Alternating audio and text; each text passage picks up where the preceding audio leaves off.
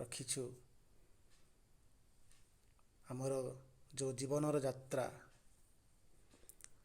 ଏଇ ଜୀବନ ଯାତ୍ରା ହେଲା ଏଇ ଭୌତିକ ଜୀବନ ସହିତ ସେ ପରମାର୍ଥିକ ଜୀବନର ମିଳନ। ଉପସ୍ଥିତ ସମସ୍ତ ଦିବ୍ୟ ଜୀବନାକାଂକ୍ଷୀ ଭାଇ ଭଉଣୀମାନଙ୍କୁ ମୋର ନମସ୍କାର। ଆଜିର ଏହି ଶୁଭ ପ୍ରଭାତରେ ଆମେ ତୈତ୍ରୀୟ ଉପନିଷଦର ସୁବିଶାଳ ସାଗର ଭିତରକୁ ପ୍ରବେଶ କରୁଛୁ। କିଛି କିଛି ସନ୍ତରଣ କରିବା ପାଇଁ ଖଣ୍ଡି ପହଁରା ଦେଉଛୁ। ସେ ଅନନ୍ତ ଆକାଶରେ ଉଡ଼ିବା ପାଇଁ ଛୁଟିଆ ପରରେ ଖଣ୍ଡି ଉଡ଼ା ଦେଉଛୁ। ଆମର ବିଶ୍ୱାସ ନିଶ୍ଚିତ ଭାବରେ ଆମର ଯେଉଁ ଚେଷ୍ଟା ପ୍ରୟାସ ଏବଂ ଭଗବତଙ୍କ ପରମା ଜନନୀଙ୍କର ଆଶୀର୍ବାଦ ଆମକୁ ସେଇ ଦିବ୍ୟ ଜୀବନ ପାଇଁ ବାଟ ପ୍ରସ୍ତୁତ କରିବ।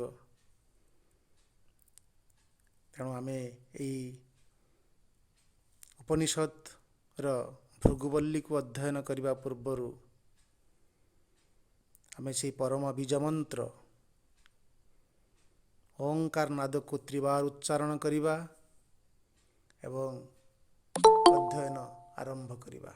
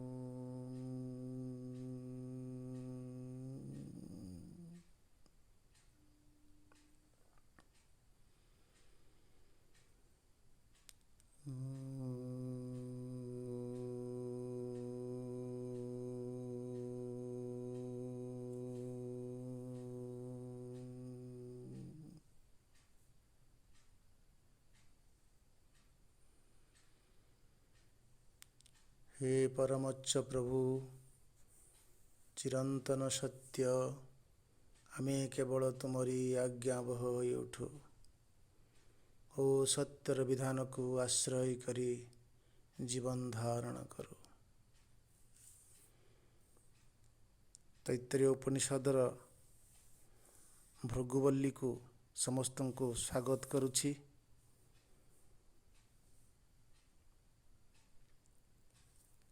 ଦିବ୍ୟଗୁରୁ ବୈଦିକ ଋଷିମାନଙ୍କର ଦିବ୍ୟ ଅଭିଜ୍ଞତା ଆଧାରରେ ଏହି ସ୍ଥୂଳରୁ ସେ ସୂକ୍ଷ୍ମ ଆଡ଼କୁ, ଏହି ଅନ୍ନମୟ ଜଗତରୁ ଆନନ୍ଦମୟ ଜଗତ ଆଡ଼କୁ ବ୍ରହ୍ମଙ୍କର ଯେଉଁ ଦିବ୍ୟ ବିବର୍ତ୍ତନ ଋଷି ଏ କଥାକୁ ପ୍ରତ୍ୟକ୍ଷ ଭାବରେ ଅନୁଭୂତି କରିଛନ୍ତି। ତାଙ୍କର ଅନୁଭବ ଏବଂ ଅଭିଜ୍ଞତାକୁ ସେ ତାଙ୍କର ଶିଷ୍ୟମାନଙ୍କ ଆଗରେ ବର୍ଣ୍ଣନା କରୁଛନ୍ତି।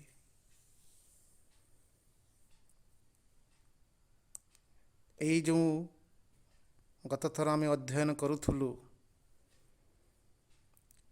ଯେ ଭୃଗୁ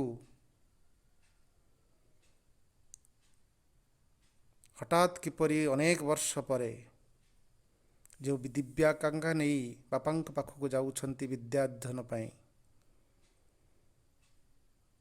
ଏହି କଥା ସହିତ ଆମେ ଗୋଟିଏ କଥାର ସ୍ପଷ୍ଟ ସୂଚନା ପାଉଛି ଯେ ଯେତେବେଳେ ପର୍ଯ୍ୟନ୍ତ ଅନ୍ତରାତ୍ମା ମୁକ୍ତ ଭାବରେ ପ୍ରକାଶିତ ହେବାକୁ ନ ଚାହିଁଛି, ସେତେବେଳେ ପର୍ଯ୍ୟନ୍ତ କୌଣସି ଦିବ୍ୟ ଅନୁଭୂତି ଲାଭ କରିବା ସମ୍ଭବ ନୁହେଁ। ଦିବ୍ୟ କରୁଣାର ସ୍ପର୍ଶ ଯେତେବେଳେ ମଣିଷ ଲାଭ କରିବ, ସେତେବେଳେ ସ୍ୱତଃ ସେ ବ୍ୟକ୍ତି ତା ଭିତରେ ଗୋଟେ ବିରାଟ ପରିବର୍ତ୍ତନ ଘଟିବ, ତା ଗୋଟେ ବିରାଟ ମୋହଭଙ୍ଗ ଘଟିବ। ସେ ଲମ୍ଫ ପ୍ରଦାନ କଲା ଭଳି ହଠାତ୍ ତା ଭିତରେ ଏକ ବିଶାଳ ଆକାଶ ପାତାଳର ପରିବର୍ତ୍ତନ ଆସିଯିବ। ତାର ବନ୍ଦ ଥିବା ସମସ୍ତ ବୁଦ୍ଧିବୃତ୍ତିର ହଠାତ୍ ଯେମିତି ଶତଦଳ ଫାକୁଡ଼ା ସବୁ ମୁକୁଳିବା ଆରମ୍ଭ କରିଦେଇଛି। ସେ ଆଉ ଯେଉଁଠି ଥିଲା, ଯେଉଁ ପରିସ୍ଥିତିରେ ଥିଲା, ଯେଉଁ ଅବସ୍ଥାରେ ଥିଲା, ସେ ଅବସ୍ଥାରେ ଆଉ ନାହିଁ। ସେ ଦେଶ କାଳର ଅଧୀନ ହୋଇକି ନ ରହି ସେ ଦେଶ କାଳର ଯେଉଁ ନିୟମିତ ଶୃଙ୍ଖଳାକୁ ସେ ଭାଙ୍ଗିଯାଏ ଏବଂ ତା ଭିତରକୁ ସେ ଅନନ୍ତ ଜ୍ଞାନର ବନ୍ୟା ପ୍ରବାହିତ ହୁଏ। ସେ ସିଧା ସେ ଅନନ୍ତ ସାଗର ଭିତରକୁ ଲମ୍ଫ ପ୍ରଦାନ କରେ। ଏଥିପାଇଁ ଗୋଟିଏ ବ୍ୟକ୍ତିର ଅନ୍ତ ପ୍ରସ୍ତୁତି ଉପରେ ତାହା ନିର୍ଭର କରୁଛି। ତେଣୁ ବ୍ୟକ୍ତିର ଯେତେବେଳେ ଅନ୍ତ ପ୍ରସ୍ତୁତି ହୋଇଯାଏ, ସେତେବେଳେ ବ୍ୟକ୍ତି ତା ଅଜାଣତରେ ତା ଅନ୍ତର ଭିତରେ ଏକ ଦିବ୍ୟ ଆହ୍ୱାନକୁ ଶ୍ରବଣ କରେ। ଏଇ ଏକ ସୁନ୍ଦର ପରିବେଶଟି ସୃଷ୍ଟି ହେବା ପାଇଁ ଏଥିପାଇଁ ଗୁରୁଙ୍କର ଦାୟିତ୍ୱ ଆଉ ଶିଷ୍ୟଙ୍କର ପ୍ରତିବଦ୍ଧତା, ଏ ଦୁଇଟାର ଏକ ମିଳନର ସନ୍ଧିସ୍ଥଳର ଆବଶ୍ୟକତା ରହିଛି। ଗୁରୁ ଏକ ସୁନ୍ଦର ପରିବେଶଟେ ପ୍ରସ୍ତୁତ କରୁଛନ୍ତି ଏବଂ ଅପେକ୍ଷା କରି ରହିଛନ୍ତି। ତାଙ୍କର ମଧ୍ୟ ଏକ ବିଶ୍ୱାସ ଏବଂ ଆସ୍ଥା ରହିଛି ଯେ ନିଶ୍ଚୟ ଏକ ଅନ୍ତରାତ୍ମାର ଜାଗରଣ ନିଶ୍ଚୟ ଘଟିବ ଏବଂ ସେ ହିଁ ପ୍ରତିନିଧିତ୍ୱ କରିବେ ଏବଂ ଜୀବନର ପ୍ରବାହ ତାଙ୍କରି ଆଧାରରେ ଗତି କରିବ। ବରୁଣ ଖାଲି ପିତା ନଥିଲେ, ପିତା ଥିଲେ,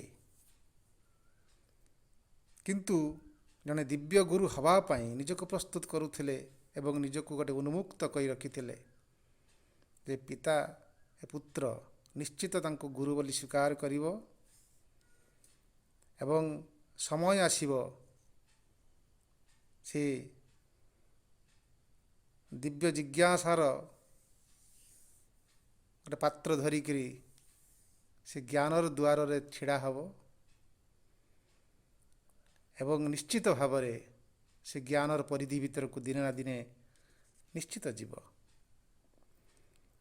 ତେଣୁ ପିତା ବରୁଣ ସେ ଅନ୍ତ ଜାଗରଣ ପାଇଁ ମଧ୍ୟ ଏକ ସୁନ୍ଦର ପରିବେଶଟେ ଗଢ଼ି ଚାଲିଛନ୍ତି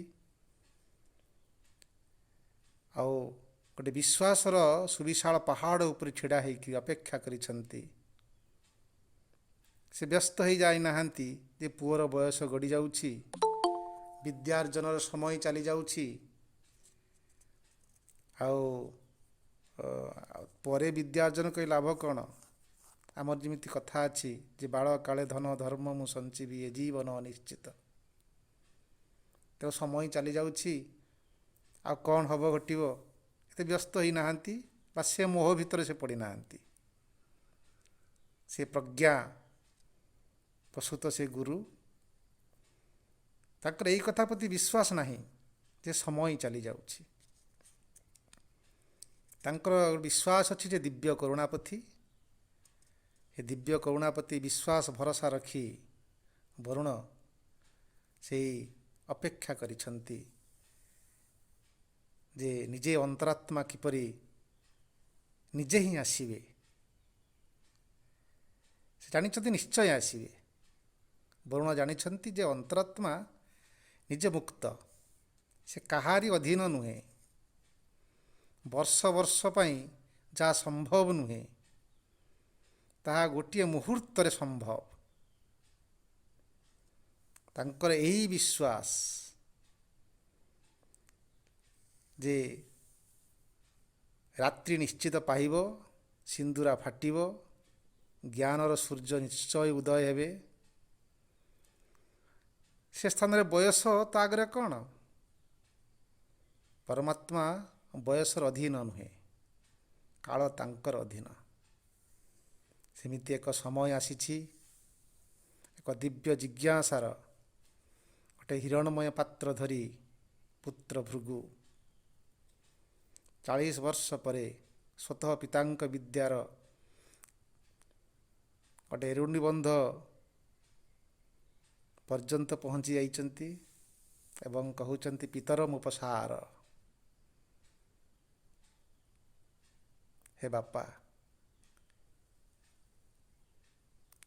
ତାଙ୍କ ପାଖକୁ ସନ୍ତର୍ପଣରେ ଯାଉଛନ୍ତି। ପିତରଂ ଅତି ସନ୍ତର୍ପଣରେ ଗୋଟେ ଉପାସନାର ଥାଳି ଧରିକି ଚାଲିଛନ୍ତି। ବୈଦିକ ଋଷିମାନେ ବୈଦିକ ଋଷିପୁତ୍ରମାନେ ଯେତେବେଳେ ବିଦ୍ୟାର୍ଜନ ପାଇଁ ଯାଆନ୍ତି, ଏକ ବିଶାଳ ମାନେ ସବୁ ଅଛି କାହାଣୀ ଯେ ସେ ତଣ୍ଡୁଳ ଧରିକି ଯାଆନ୍ତି, ଜାଳେଣୀ ଧରିକି ଯାଆନ୍ତି, ଘୃତ ନେଇକରି ଯାଆନ୍ତି। ଏ ଗୋଟେ ପ୍ରତୀକାତ୍ମକ କଥା। ଆଚ୍ଛା, ତଣ୍ଡୁଳର ଅର୍ଥ ଗୋଟେ ସୁନ୍ଦର ଆଧାର, ଯେ ଆଧାରରେ ସେ ଜ୍ଞାନଟାକୁ ସେ ରଖିପାରିବେ। ଏବଂ ଘୃତର ଅର୍ଥ ଗୋଟେ ଜ୍ଞାନ, କିଛି ଶୁଦ୍ଧ ଜ୍ଞାନ ତାଙ୍କର ଅଛି। ସେ ଜ୍ଞାନ ହିଁ ଆଉ ଗୋଟେ ପରମ ଜ୍ଞାନକୁ ଧାରଣ କରିପାରିବ।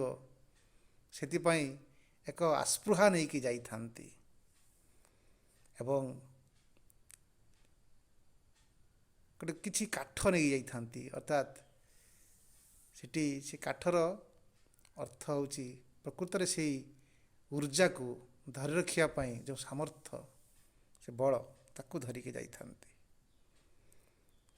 ସେମିତି ନେଇକି ଯାଇଛନ୍ତି ଏବଂ କହୁଛନ୍ତି ଅଧିହି ହେ ଭଗବ ଅଧିହି ବ୍ରହ୍ମେତି, ହେ ଭଗବାନ, ମୋତେ ବ୍ରହ୍ମ ବିଷୟରେ ହିଁ ଆପଣ କହନ୍ତୁ, ମୋତେ ମୋତେ ଅଧ୍ୟାପନା କରନ୍ତୁ, ମୋତେ ଶିକ୍ଷା ଦିଅନ୍ତୁ। ପାଣିନି ଅଧ୍ୟୟନ ଏବଂ ଅଧ୍ୟାପନା ଶବ୍ଦଟି ଅତି ଚମତ୍କାର ଭାବରେ ଲେଖିଛନ୍ତି ଯେ ଅନ୍ତେବାସୀ, ଯେଉଁମାନେ ପ୍ରକୃତିରେ ଅନ୍ତେବାସୀ, ସେମାନେ ହିଁ ଅଧ୍ୟୟନ କରନ୍ତି। ଅର୍ଥାତ୍ ଗୁରୁଙ୍କ ସହିତ ଯିଏ ବାସ କରେ ସେ ହିଁ ଅନ୍ତେବାସୀ ଏବଂ ସେ ହିଁ ଅଧ୍ୟୟନର ଯୋଗ୍ୟ।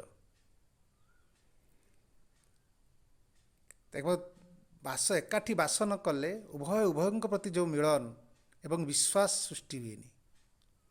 ଆମେ ନିଶ୍ଚିତ ଏ ବିଷୟରେ ପଢ଼ିବା, ଯେତେବେଳେ ପ୍ରଶ୍ନ ଉପନିଷଦ ପଢ଼ିବା ସେ ବିଷୟରେ ଆହୁରି ସୁନ୍ଦର ଭାବରେ ପଢ଼ିବା। କେମିତି ଶିଷ୍ୟମାନେ ଗୁରୁଙ୍କ ପାଖକୁ ଯାଆନ୍ତି, ଗଲାବେଳେ ଯେଉଁ ପ୍ରସ୍ତୁତି ଏବଂ ସେ ପ୍ରସ୍ତୁତି ହିଁ ତାଙ୍କୁ ସେ ଜ୍ଞାନର ଉର୍ଜା ଭିତରକୁ ନେଇଯାଏ ଏବଂ ପ୍ରବେଶ କରିବାର ଗୋଟେ ସୁନ୍ଦର ପ୍ରସ୍ତୁତି ତିଆରି କରେ। ଏବଂ ଯେତେବେଳେ ଯାଇଛନ୍ତି ଗୁରୁଙ୍କ ପାଖକୁ ଶିଷ୍ୟ, ଅର୍ଥାତ୍ ଏଠି ପୁତ୍ର ଯାଉନାହାନ୍ତି ପିତା ପାଖକୁ, ପିତା ପୁତ୍ରର ସମ୍ପର୍କ ଅଲଗା। ଏଠି ଯେତେବେଳେ ଯାଉଛନ୍ତି ଗୋଟେ ଶିଷ୍ୟ ଗୁରୁଙ୍କ ପାଖକୁ ଯାଉଛନ୍ତି ଏବଂ ପଚାରୁଛନ୍ତି ଯେ ଏଇ ବ୍ରହ୍ମଙ୍କ ବିଷୟରେ ଆପଣ କହନ୍ତୁ, ଶିକ୍ଷା ଦିଅନ୍ତୁ। ସେତେବେଳେ ଗୁରୁଙ୍କର ଦାୟିତ୍ୱ ହେଉଛି ସିଏ କେଉଁ ସ୍ତରରେ ରହିଛନ୍ତି, ସେହି ଅନୁସାରେ ପ୍ରଶ୍ନର ଉତ୍ତର। ସେତେବେଳେ ସୁନ୍ଦର ଉତ୍ତରଟେ ଦେଇଛନ୍ତି, ଅନ୍ନଂ ପ୍ରାଣଂ ଚକ୍ଷୁ ସ୍ତୋତ୍ରଂ ମନୋବାଚମିତି। ତୁ ଯାହାଙ୍କ ବିଷୟରେ ଅଧ୍ୟୟନ କରିବାକୁ ଆସିଛୁ, ସିଏ ଆଉ କିଏ କି? ଯିଏ ଅନ୍ନ ତତେ ବଞ୍ଚେଇ ରଖିଛି, ତତେ ଜୀବନ ଦେଇଛି, ଯାହାଦ୍ୱାରା ଯେ ପ୍ରାଣ, ଯାହାଦ୍ୱାରା ତୁ ଶକ୍ତିମନ୍ତ ହେଇଛୁ ଆଉ ତୋର ଆୟୁଷ ରହିଛି, ତୁ ବଞ୍ଚିଛୁ, ସେହି ପ୍ରାଣ। ଯିଏ ଚକ୍ଷୁ ଦ୍ୱାରା ତୁ ଦେଖୁଛୁ, ଜଗତ ଦେଖାଉଛି, ଜଗତର ଅନୁଭବ ଆଣି ଦେଉଛି। ସ୍ତୋତ୍ରଂ, କର୍ଣ୍ଣ ଦ୍ୱାରା ଶ୍ରବଣ କରୁଛୁ, ମନ ଦ୍ୱାରା ଚିନ୍ତନ କରୁଛୁ, ବାକ୍ ଦ୍ୱାରା ପ୍ରକାଶ କରୁଛୁ। ଏହି ସମସ୍ତ ଜ୍ଞାନେନ୍ଦ୍ରିୟ, କର୍ମେନ୍ଦ୍ରିୟ ସବୁ ତ ସେଇ। ପ୍ରଶ୍ନ ଅନୁସାରେ ଉତ୍ତର ଏବଂ ଯେହେତୁ ସେ ଗୋଟେ ସ୍ଥୂଳ ଜଗତରୁ ପ୍ରଥମ ପ୍ରଶ୍ନ ନେଇକି ଯାଇଛନ୍ତି ତାର ଉତ୍ତର ମଧ୍ୟ ସ୍ଥୂଳ ଏବଂ ତାଙ୍କର ଯେଉଁ ଯାତ୍ରାଟି ହେଉଛି ସ୍ଥୂଳରୁ ସୂକ୍ଷ୍ମ ଆଡ଼କୁ। ସେ ତ ନିଶ୍ଚିତ କହିଦେଇ ପାରନ୍ତି, ଆମକୁ ଯଦି ପଚାରିଥାନ୍ତା ଯେ ବ୍ରହ୍ମ କ'ଣ, ଆମେ ଆନନ୍ଦମୟ ଚେତନାର କଥା କହୁଥାନ୍ତେ ବା ସୂକ୍ଷ୍ମ ଚେତନାର କଥା କେତେ କେତେ ବ୍ୟାଖ୍ୟା କରିଦେଇଥାନ୍ତେ। କିନ୍ତୁ ସିଏ ଏଠି ସାଇକୋଲୋଜିକାଲ ତାକୁ ଦେଖୁଛନ୍ତି ଯେ ତାଙ୍କର ଗ୍ରହଣଶୀଳତା କେଉଁଠି, ଅର୍ଥାତ୍ ସେ କେଉଁ ଜାଗାରେ ଅଛି, ସେଇ ସ୍ଥାନକୁ ନେଇକି ତାଙ୍କ ଉତ୍ତର। ତୁଂ ହବାଚ ଯତୋ ବା ଇମାନି ଭୂତାନି ଜାୟନ୍ତେ। ଏଇ ଯେଉଁ ଅନ୍ନରୁ ତୋର ତ ଜନ୍ମ ହେଇଛି, ଯେଇଠୁ ତୁ ଜନ୍ମ ହେଇଛୁ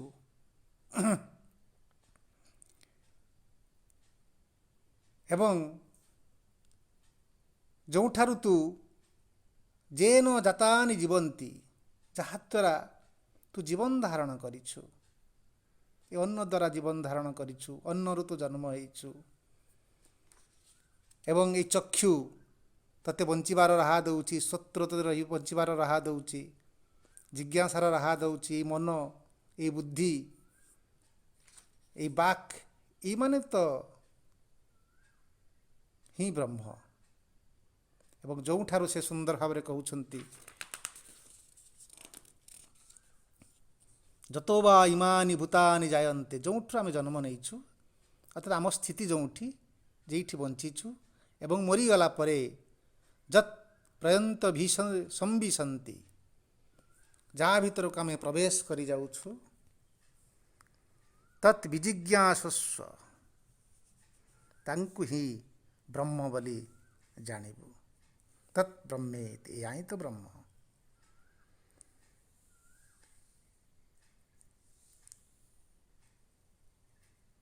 ସ ତପସ୍ତପ୍ୟତ, ଏଇ କଥାଟା କହିଦେଲେ ସିନା, କିନ୍ତୁ ଗୋଟିଏ କଥାକୁ ସେ ଇଣ୍ଡିକେଟ୍ କରାଉଛନ୍ତି ଏବଂ ନିଶ୍ଚିତ ଭାବରେ ଏ କଥା ତ ଜାଣିଛନ୍ତି ଭୃଗୁ ଯେ ଏଇ ଯେଉଁ ଜଗତ, ଇଏ ଆମକୁ ବଞ୍ଚେଇ ରଖିଛି, ଇଏ ଆମକୁ ପାଳନ କରିଛି, ଧାରଣ କରିଛି। ତାଙ୍କ ଭିତରେ ଗୋଟେ ଜିଜ୍ଞାସା ଆସିଛି, ତା ଭିତରେ ସନ୍ଦେହ ଆସିଛି, ସେଥିପାଇଁ ତ ସେ ପ୍ରଶ୍ନ କରୁଛନ୍ତି ଏବଂ ସେଇ ଉତ୍ତରଟାକୁ ନେଇକରି ସେ ମନୋଜ୍ଞ ହେଉଛନ୍ତି ଏବଂ ଏଇ ପ୍ରକାର ଉତ୍ତରରେ ପ୍ରାୟ ସନ୍ତୁଷ୍ଟ ନୁହନ୍ତି ଭୃଗୁ ବାପାଙ୍କର। ଅର୍ଥାତ୍ ବାପାଙ୍କର ସେ ଉଦ୍ଦେଶ୍ୟ ବୁଝିପାରୁଛନ୍ତି ଯେ ବାପା କହୁଛନ୍ତି ଯେ ଏଇ ଯେଉଁ ଅନ୍ନର ହିଁ ବ୍ରହ୍ମ, ଚକ୍ଷୁ ବ୍ରହ୍ମ, ବାକ୍ ବ୍ରହ୍ମ, ଏ କଥାକୁ ତତେ ଅନୁଭବ କରିବାକୁ ପଡ଼ିବ। ତେଣୁ ଏହି ଅନୁଭବ ପାଇଁ ଏକ ତପର ଆବଶ୍ୟକତା ଅଛି, ସେ ବୁଝୁଛନ୍ତି ଏବଂ ସେ ତପସ୍ୟା କରିବାକୁ ଚାଲି ଯାଉଛନ୍ତି। ସେ ଘୋର ତପସ୍ୟା କଲେ। ସ ତପତପ୍ୟତଃ ସ ତପସ୍ତପ୍ତ୍ୱା, ଗୋଟେ ତପସ୍ୟା ସେ କଥାକୁ ଅନୁଭବ ଭିତରକୁ ନେଉଛି। ଜୀବନର ପ୍ରତ୍ୟେକ ମୁହୂର୍ତ୍ତରେ ଗୋଟେ ତପସ୍ୟା, ତପ ଅର୍ଥ ଗୋଟେ ଏନାର୍ଜି ସହିତ ଗୋଟେ ସମ୍ମିଳନର ଆବଶ୍ୟକତା ଅଛି। ତାପ ଶବ୍ଦରୁ ତପ ଶବ୍ଦଟି ଆସୁଛି। ଯେତେ ପର୍ଯ୍ୟନ୍ତ ସେ ଏନାର୍ଜି ପ୍ରାପ୍ତ କରିବା ପାଇଁ ଆମକୁ ସ୍ଥିର ହେବାକୁ ପଡ଼ିବ, ଅନ୍ତର୍ମୁଖୀ ହେବାକୁ ପଡ଼ିବ ଏବଂ ଆମ ନିମ୍ନ ଚେତନାରୁ ବା ସ୍ତରରୁ ଆଉ ଗୋଟେ ଉର୍ଦ୍ଧ୍ୱ ତା ସ୍ତରକୁ ଯିବା ପାଇଁ ଯେଉଁ ବଳଟି, ସେ ବଳଟିକୁ ସଂଗ୍ରହ କରିବାକୁ ପଡ଼ିବ। ତାରି ଭିତରେ ନିମଗ୍ନ ହୋଇଗଲେ, ନିମଗ୍ନ ହେଲା ପରେ ନିଶ୍ଚିତ ଭାବରେ ତାଙ୍କର ପ୍ରଥମ ଭୂମିର ସ୍ପର୍ଶ ସେ ଲାଭ କରୁଛନ୍ତି ଭୃଗୁ। ସେ ଦେଖୁଛନ୍ତି, ଏକଥା ଜାଣିଛନ୍ତି ବରୁଣ ଯେ ଏହି ଅଭିଜ୍ଞତା ଦ୍ୱାରା ସେ ପ୍ରାପ୍ତ କରିବେ ଯେ ଅନ୍ନଂ ବ୍ରହ୍ମେତି ବେଜାନାତ୍, ଅନ୍ନ ହିଁ ବ୍ରହ୍ମ, ଅନ୍ନକୁ ବ୍ରହ୍ମ ବୋଲି ପ୍ରଥମ ସ୍ୱୀକାର ସେ କରୁଛନ୍ତି। ଏଇଟା ହିଁ ତ ସତ୍, ଏଇଟା ହିଁ ସ୍ଥିତି, ପ୍ରଥମ ସ୍ଥିତିକୁ ସେ ଅନୁଭବ କରୁଛନ୍ତି ଏବଂ ସେ ଦେଖୁଛନ୍ତି ଏ ଯାହା ଜଗତ ଖଲ୍ୟୁମାନି ଭୂତାନି ଜାୟନ୍ତେ, ଏସବୁ ଅନ୍ନଦେବ, ଯାହା କିଛି ଜଗତ ରହିଛି ବାସ୍ତବରେ ସବୁ କିଛି ଏଇ ଅନ୍ନରୁ ହିଁ ତ ସୃଷ୍ଟି। ଅନ୍ନେନ ଜାତାନି ଜୀବନ୍ତି, ଅନ୍ନ ଦ୍ୱାରା ହିଁ ସମସ୍ତେ ଜୀବନ ଧାରଣ କରିଛନ୍ତି।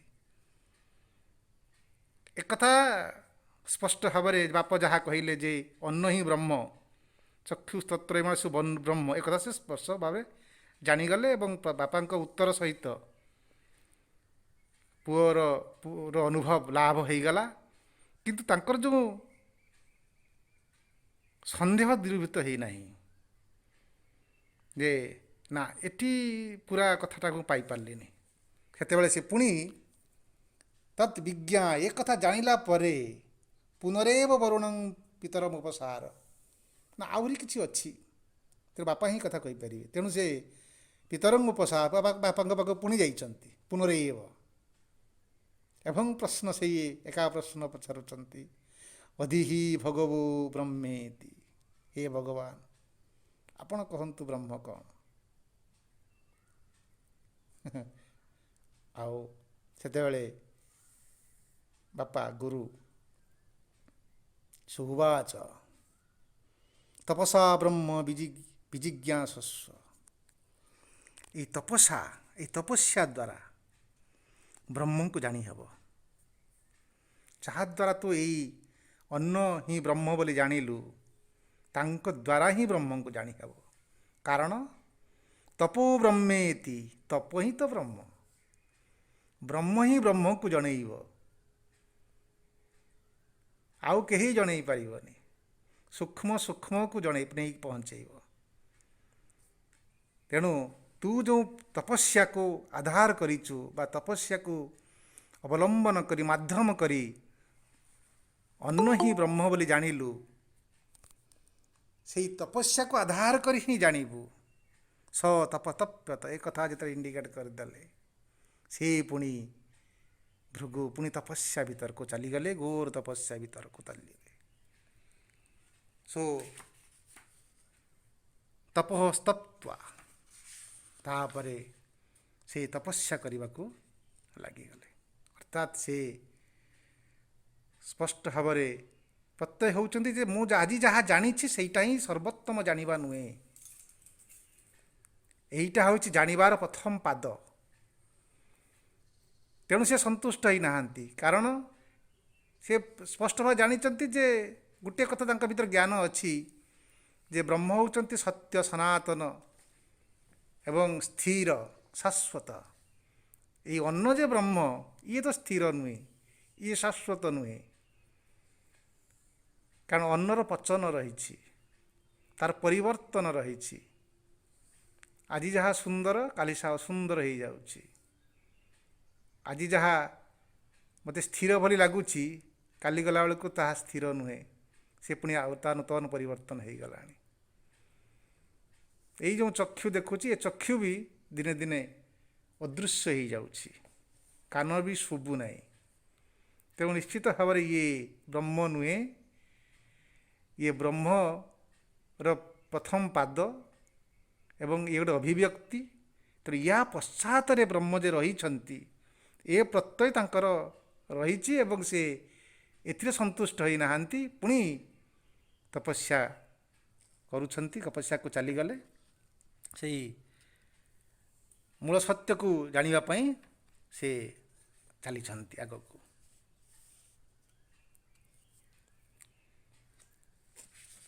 तापरे से तपस्या कले तपस्या करी पुणी आउ गोटे नूतन अनुभूति लाभ करुछंती एटा आम आज पढ़िबा अनुवाक 3 प्राणो ब्रह्मेति व्यजनात् प्राणोदेव खल्युमानि भूतानि जायन्ते प्राणेन जातानि जीवन्ति प्राणं प्रयन्त्योभि संविशन्ति तद्विज्ञाय पुनरेव वरुणं पितरमुपसार अधिहि भगवो ब्रह्मेति तं होवाच तपसा ब्रह्म विजिज्ञासस्व तपो ब्रह्मेति स तपस्तप्यत स तपस्तप्त्वा पुणी भृगु आउ गोटे पहाच अतिक्रम कले सहीटा हूँ कौन ना प्राण ब्रह्मेति ବେଜନାଥ, ପ୍ରାଣ ବ୍ରହ୍ମ, ଏ କଥା ସେ ଜାଣିଗଲେ। ଅର୍ଥାତ୍ ୟା ପୂର୍ବରୁ ଆମେ ପଢ଼ିଛୁ ଯେ ସର୍ବାୟୁଷମ ପ୍ରାଣମ, ଯିଏ ଆମ ଜୀବନକୁ ବଞ୍ଚେଇ ରଖିଛି, ଯିଏ ଅନ୍ନକୁ ବଞ୍ଚେଇ ରଖିଛି, ଆଉ ସେ ହେଉଛି ପ୍ରାଣ। ଗଡ୍ ଲାଇଫ୍ ଫୋର୍ସ। ଲାଇଫ୍ ଆଉ ଲାଇଫ୍ ଫୋର୍ସ ଭିତରେ ତଫାତ୍ ଅଛି। ଶ୍ରୀ ଅରବିନ୍ଦ ସୁନ୍ଦର ଭାବରେ ବର୍ଣ୍ଣନା କରୁଛନ୍ତି। ଗୋଟେ ଜଡ଼ ବି ଗୋଟେ ଲାଇଫ୍, ଆଉ ସିଏ ତାର ଭିତରେ ପ୍ରାଣ ଶକ୍ତି ଅଛି ବୋଲି ସେ ଜଡ଼ଟା ସ୍ଥିତି ରହିଛି, ଏବଂ ଗୋଟେ ପଥରର ମଧ୍ୟ ଗୋଟେ ପ୍ରାଣ ଶକ୍ତି ଅଛି ବୋଲି ସେ ପଥରଟି ଅଛି, ତାର ମଧ୍ୟ ସେ ଆସ୍ତେ ଆସ୍ତେ ପ୍ରାଣ ବା ଲାଇଫ୍ ଫୋର୍ସଟା ଆସ୍ତେ ଆସ୍ତେ କମିଯାଏ, ସେ ମଧ୍ୟ ବାଲିରେ ପରିଣତ ହେଇଯିବ ଭାଙ୍ଗିକି। ସେମିତି ସବୁ ବସ୍ତୁର ଆମେ ବି ବିଜ୍ଞାନରେ ପ୍ରତ୍ୟେକ ବସ୍ତୁର ଗୋଟେ ହାଫ୍ ଲାଇଫ୍ ପିରିୟଡ଼କୁ କାଲକୁଲେଟ୍ କରୁ, ଯେ ୟାର ହାଫ୍ ଲାଇଫ୍ ପିରିୟଡ଼ କେତେ, ୟା ଲାଇଫ୍ ପିରିୟଡ଼ କେତେ। ଯାହାର ଲାଇଫ୍ ପିରିୟଡ଼ ଅଧିକ ସେ ହେଉଛି ଷ୍ଟ୍ରଙ୍ଗ ମୌଳିକ।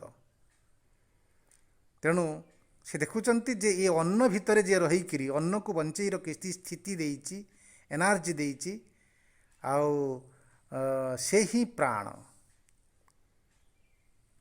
ଏବଂ ଜାଣିଲେ ସେ, ଏବଂ ସେ ତା ୟା ପୂର୍ବରୁ ସେ ବର୍ଣ୍ଣନା କରିଛନ୍ତି ପ୍ରାଣ କେମିତି, ପ୍ରାଣ ପୁରୁଷ କେମିତି 4-5 ଭାଗରେ ବିଭକ୍ତ ହୋଇକରି ପ୍ରାଣ ଅପାନ ବ୍ୟାନ ଉଦାନ ସମାନ ହେଇଛନ୍ତି, ଏବଂ ନିଜେ ପ୍ରାଣ କେମିତି ଉର୍ଦ୍ଧ୍ୱରେ ରହିଛି, ମାନେ ମସ୍ତିଷ୍କ ପାଖାପାଖି ସବୁ ଚକ୍ଷୁ ସ୍ତୋତ୍ର କର୍ଣ୍ଣ ଏସବୁ ପ୍ରାଣ, ଏବଂ ଅପାନ କିପରି ନିମ୍ନ ଭାଗରେ ରହିଛି, ନାଭି ତଳକୁ ରହିଛି, ଏବଂ ସମାନ ବାୟୁ କେମିତି ଏହି ପ୍ରାଣ ଅପାନର ମଧ୍ୟସ୍ଥଳରେ ରହିକି ଉଭୟଙ୍କ ଭିତରେ ସଂଯୋଗ ସ୍ଥାପନ କରିଛି। ଅପାନ ବାୟୁ କେମିତି ଆମ ଭିତରେ ଖାଦ୍ୟକୁ ପଚନ କରୁଛି, ସେଠି ମୃତ୍ୟୁ ରହିଛନ୍ତି, ଏବଂ ଆମେ ସେଠୁ ଏନର୍ଜି ଦେଇକିରି ଏବଂ ପ୍ରାଣବାୟୁକୁ ସେ ଶକ୍ତିଶାଳୀ କରୁଛନ୍ତି।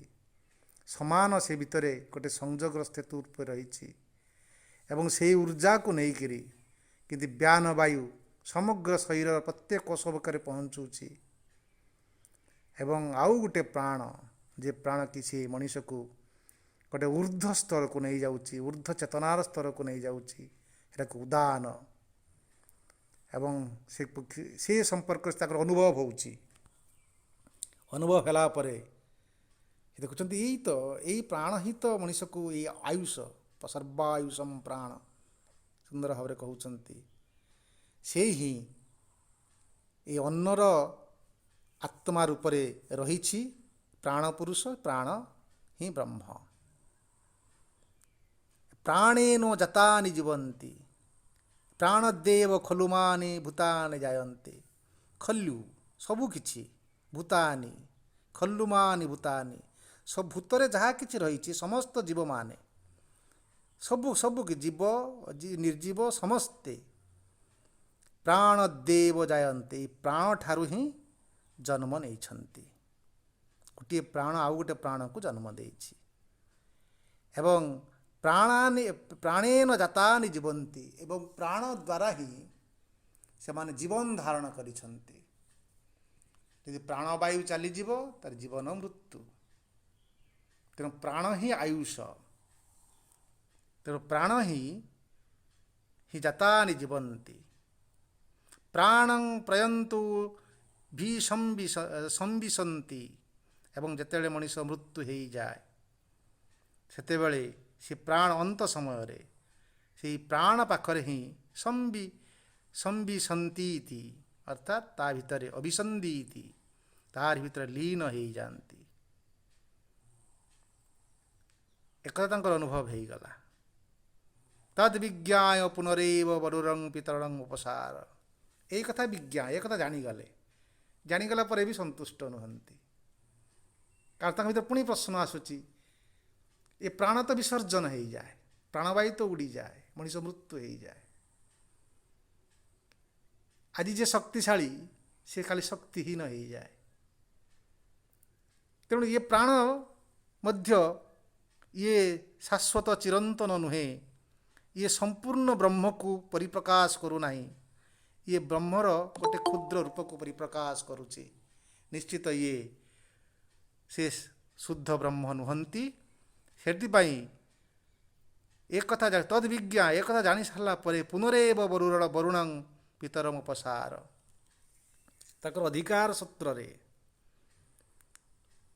ଭୃଗୁ ବରୁଣଙ୍କ ପାଖକୁ ଯାଉଛନ୍ତି ଏବଂ ସେ କଥାକୁ ଅପେକ୍ଷା କରି ରହିଛନ୍ତି। ସେ ଗୋଟେ ନୂତନ ଅନୁଭୂତି ନେଇକରି ଆସିବ। ବରୁଣ ଅଧିହି ଭଗବୁ ବ୍ରହ୍ମେତି, ଏବଂ ସେ ଯାହା ଅଭିଜ୍ଞତା ଅର୍ଜନ କରିଛନ୍ତି ବାପାଙ୍କ ଆଗରେ ପକାଉଛନ୍ତି। କ'ଣ ପାଇଲୁ ତପସ୍ୟାର? ନା ପ୍ରାଣଂ ବ୍ରହ୍ମେତି ବେଜନାଥ। ସେତେବେଳେ ପୁଣି କହୁଛନ୍ତି ଅଧିହି ଭଗବୁ ବ୍ରହ୍ମେତି, ହେ ଭଗବାନ ମୋତେ ବ୍ରହ୍ମ ବିଷୟରେ ତୁମେ ଅଧ୍ୟାପନା କରାଅ, ମୋତେ ପାଠ ପଢ଼ାଅ, ଶିକ୍ଷାଦାନ କର। କାରଣ ସେ ସ୍ୱସନ୍ତୁଷ୍ଟ ନୁହନ୍ତି ଏହି ଅଭିଜ୍ଞତାରେ। ତୁଂ ହବାଚ, ସେତେବେଳେ ବରୁଣ ପୁଣି ପୁଅକୁ କହୁଛନ୍ତି ତପସା ବ୍ରହ୍ମ ବିଜିଜ୍ଞାସସ୍ଵ, ଏଇ ତପସ୍ୟା ହିଁ ବ୍ରହ୍ମକୁ ଜଣେଇବ। ଏଇ ତପ ଦ୍ୱାରା ବ୍ରହ୍ମ ପ୍ରାପ୍ତି ସମ୍ଭବ ହେବ। ବିଜିଜ୍ଞାସସ୍ଵ, ଜିଜ୍ଞାସସ୍ଵ ଅର୍ଥ ଜାଣିବା, ବିଜିଜ୍ଞାସା ଅର୍ଥ ଅଭିଜ୍ଞତା ଲାଭ କରିବା, ସମ୍ପୂର୍ଣ୍ଣ ଭାବରେ ଜାଣିବା। ବି ଉପସର୍ଗଟି ସେଇ ପାଇଁ ବ୍ୟବହାର ହୁଏ। ଜ୍ଞାନ ବିଜ୍ଞାନ, ଜ୍ଞାନ ଯେମିତି ଗୋଟେ ଜାଣିବା ଅର୍ଥ, କିନ୍ତୁ ବିଜ୍ଞାନ ପୁଙ୍ଖାନୁପୁଙ୍ଖ ତାକୁ ଅଭିଜ୍ଞତା ସେ ନେବ। ସେ ଜ୍ଞାନର ଅଭିଜ୍ଞତାକୁ ସବୁ ସେ ବିଜ୍ଞାନ ଗ୍ରହଣ କରିବ। ସେଇଥିପାଇଁ ସେ ବି ସବୁ ଉପସର୍ଗରେ ସେଇପାଇଁ ବ୍ୟବହାର ହୁଏ।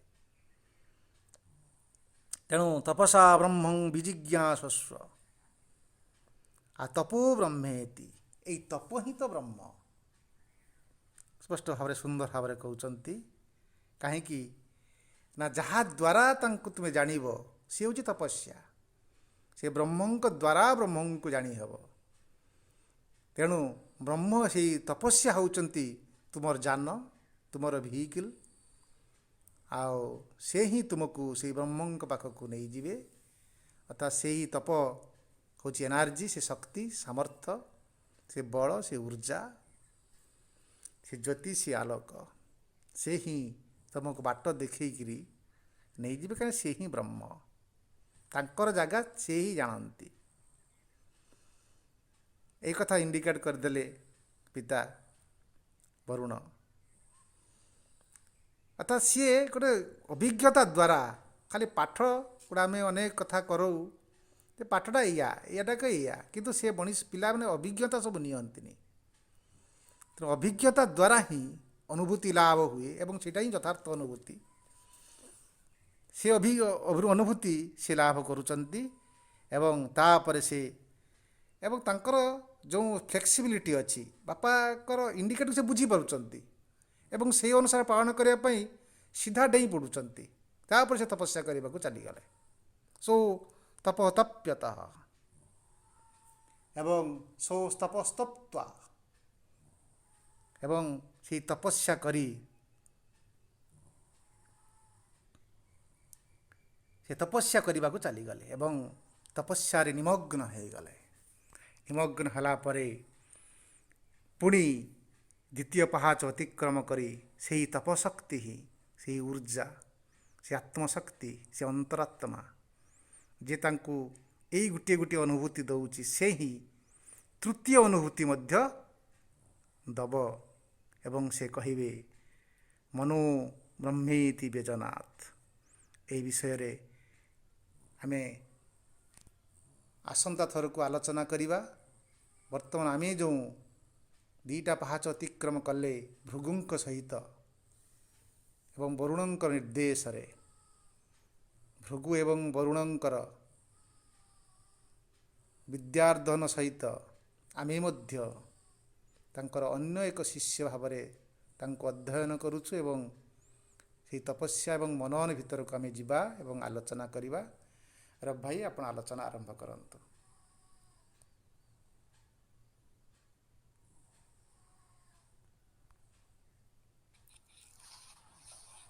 ସମସ୍ତଙ୍କୁ ନମସ୍କାର।